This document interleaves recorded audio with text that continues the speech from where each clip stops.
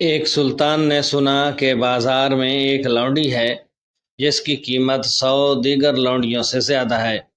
اس نے اس لونڈی کو دیکھنے کے لیے بلایا تاکہ جان سکے کہ وہ اتنی خاص کیوں ہے۔ وہ اس کے سامنے اس وقار کے ساتھ کھڑی ہوئی جو اس نے کبھی کسی اور لونڈی میں نہیں دیکھا۔ اس نے اس سے پوچھا، تمہاری قیمت اتنی زیادہ کیوں ہے نوجوان لڑکی؟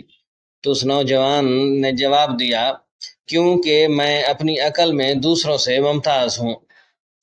یہ جواب سن کر سلطان کو حیرانی ہوئی۔ اس نے کہا، میں تم سے ایک سوال پوچھوں گا، اگر تم نے صحیح جواب دیا تو میں تمہیں آزاد کر دوں گا، ورنہ تمہیں قتل کر دوں گا۔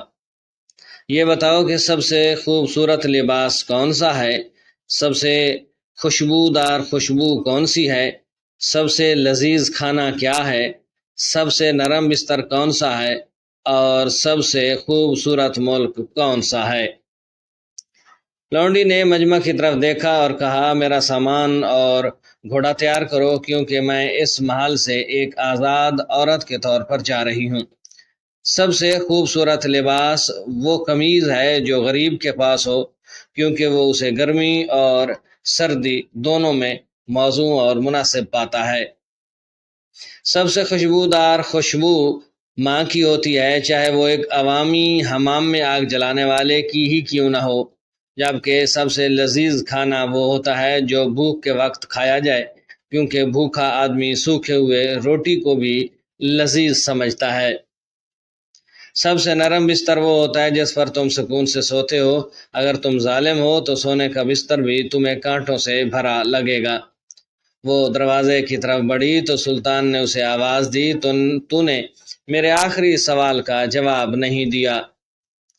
اس نے مڑ کر کہا، سب سے خوبصورت ملک وہ ہے جو آزاد ہو اور جاہلوں کے زیر حکومت نہ ہو۔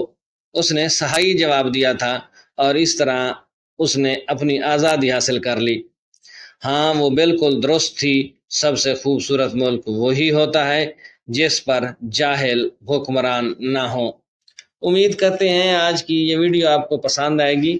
ویڈیو پسند آ جائے تو چینل کو سبسکرائب کیجئے گا، ساتھ میں لگے بیل آئیکن کو ضرور دبائیے گا تاکہ اس طرح کی آنے والی ویڈیوز کے لگاتار نوٹیفیکیشن آپ دوستوں تک بر وقت پہنچتے رہیں۔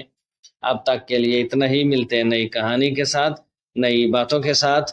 تب تک اپنا خیال رکھیے گا، اپنی دعاؤں میں یاد رکھیے گا۔ اللہ ہم سب کا حامی و ناصر ہو۔